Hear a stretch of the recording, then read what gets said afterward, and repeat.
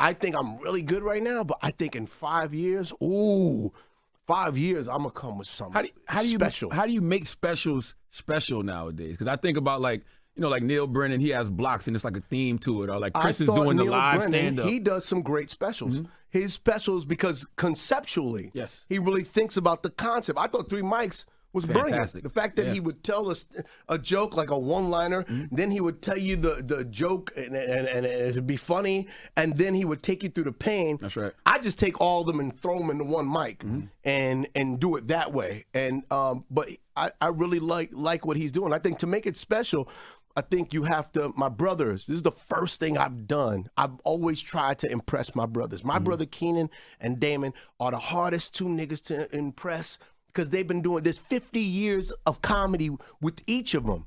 This is a fucking century of comedy. That's crazy. These brothers have seen everything. Nothing funny. This is how they laugh.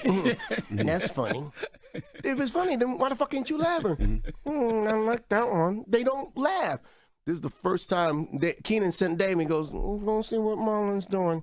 Damon went to my show and he goes, that's brilliant. I was hoping you bombed.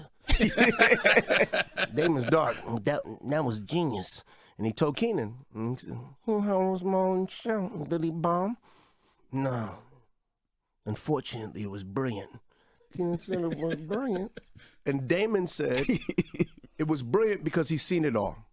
He said, this is the first time you did something I never seen. Wow. You made me look at the art form a different way. He said it was like a one-man play, but a stand-up special at the same time. And he referenced like my physicality. He referenced staying in the pocket. He referenced even having a little bit of heart. Like, he was like, it was well crafted, well put together, and the truth. And then the truth of the journey, and it was all real. He was like, it was brilliant. And Keenan was like, he agreed because they seen it all, and this is the first time they seen something different. I think that's what, to me, what makes a comedian really great is when they do something different.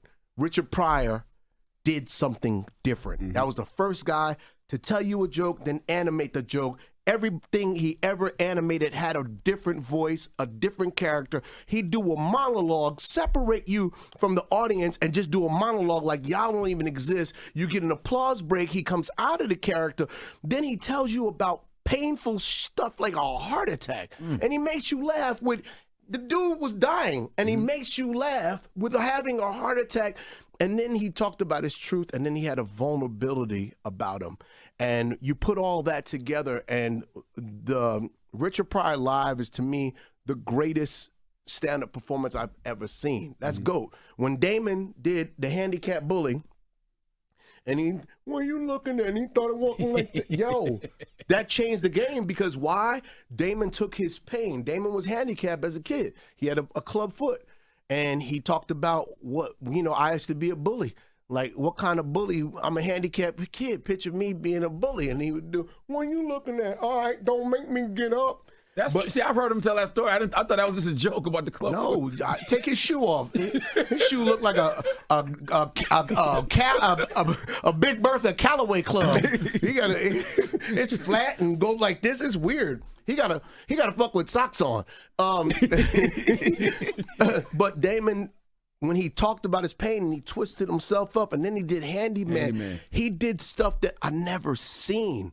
I never seen somebody on stage morph in front of my eyes and become a completely different character. And I grew up in the house with this dude doing this. So I think that's what brilliant stand-up comedians do. Now, speaking of which, how come they ain't one Wayans on the wall? It ain't finished. You ain't got one Wayans. It ain't finished. 13,000 niggas in my family. You still mad about the bruised eggplant? Because of the bruised eggplant. You should put me on there. We got you on this wall. You on this wall. Matter of fact, the guy is here now that did this because he's coming to look at this one today. And you are on this wall. Okay. I was going to ask, when you do comedy, when you do these specials, because it sounds like